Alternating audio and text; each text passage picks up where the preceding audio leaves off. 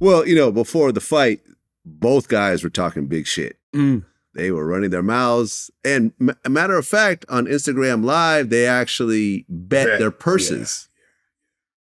Yeah. Which, does that ever really happen, though? Does any fighters ever bet their actual purse? I'm sure they have. But I've never actually heard of it. Not on the big stage. So yeah, they were talking a bunch. They said they would bet their purse, but then after Tank won, and they asked him, are you going to want his, Ryan's purse? He was like, no, he can keep that. Yeah, he can keep that. Man, Tank got a whole lot of new fans behind that. Yeah, because I love it. I love his attitude and how he's just like, because especially in these times when people are like this. There's no honor anymore, and for him to show that, it's like, come on, this dude is suffering enough, I don't have to like berate him. And especially that's the stronger man. Actually, Tank's level, he was several levels above Ryan Garcia. Seemed like it. It was several. He even said that. He said everything Ryan threw at me, I already saw it coming. Yeah. I was already prepared for everything, I mean, Ryan claimed that there was a mole in his camp. What could a mole do? That's what I said. That's just ridiculous. People stretching for things like that. I'm sorry. I mean, it doesn't matter about the hydration clause, anything else. Okay, so tell me about this hydration clause. I was going to mention that next. Tell me, I don't quite understand the hydration clause, so explain it to me. Well, what happens is usually when you're seeing fighters fight, there's a disadvantage. The bigger guy can shrink down and make weight, and then they hydrate back up to what they really are. So they stop drinking water for how long? It depends on the person, but like imagine an average. Like what's an example? Oh, see what it is like. So I'm usually around 230, right? I can run, dehydrate, take uva ursi, vitamin C, all these different things like natural diuretic type of stuff, and get down to 205. 25 pounds. Yeah, to fight at 205. Okay. That's temporary. Yeah. Because your body's made up of mostly water. Right. So if you manipulate the water, you manipulate the majority of your body weight. Mm-hmm. It's a trick. So I make weight at 205. Then immediately, once I step off that scale, I start drinking and putting, replenishing. You go back to your I normal go back up to 225, 230. Yeah. And I'm fighting a guy who's really 205. And fighters understand a weight differential is major. Yeah, that's a major power and strength difference. And so so imagine having a clause that says I can't hydrate up to 230. I can only hydrate up to 210.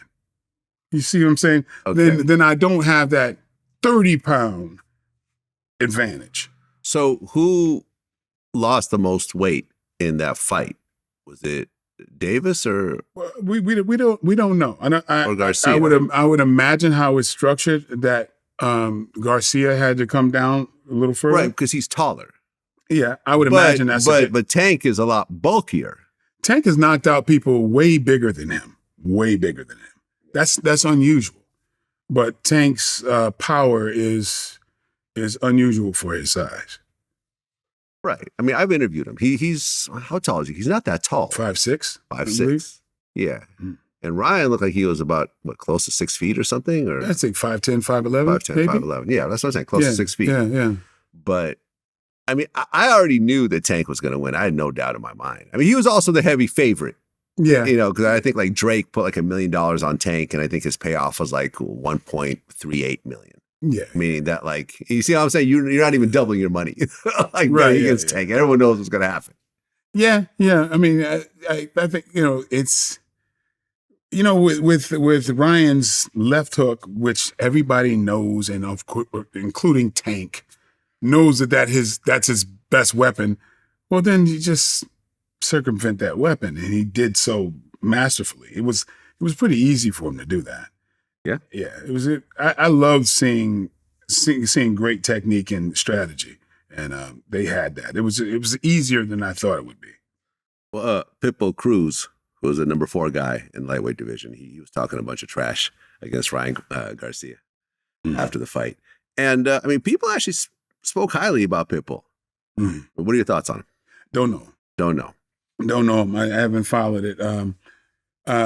But just from what I've seen, because I was late to the party with Ryan. I see things, and I'm going, well, he looks good against these guys who have no real footwork. And I was like, where's Ryan's footwork? He's gonna be pretty great. But there's a lot of things he's got to combat. He hasn't. I don't know if he's ready for the upper echelon yet. Well, yeah. Ryan was saying how he hopes there'll be a rematch at one point, but he's not like, you could tell by the way he was saying it, he knows it's not going to be. You could tell. It's not going to be a part 2 anytime soon, if ever. It wasn't close. Yeah. It was kind of like a pie in the sky. Maybe one day, I can maybe get back up here again, but yeah. Yeah. So who's Tank going to fight next? Possibly Haney or Lomachenko. Or Shakur Stevens. Yeah. Okay. Yeah, is Canelo in a totally different weight class? Or they? Yeah, I believe. They go up and down nowadays, and it's about a money fight and all that kind of stuff. Canelo's a big dude. Let's take a look. Yeah. Tank is at 135 pounds. Mm-hmm. Damn. Mm-hmm. And Canelo's 168. Yeah. So there's a 30-pound difference between the two. Canelo has moved up to super middleweight. Because he used to fight Mayweather. Yeah, but remember he was really smaller. Big he was really big for Mayweather. Yeah. That was dangerous for Mayweather with a guy that powerful. But Mayweather it was checkers versus chess.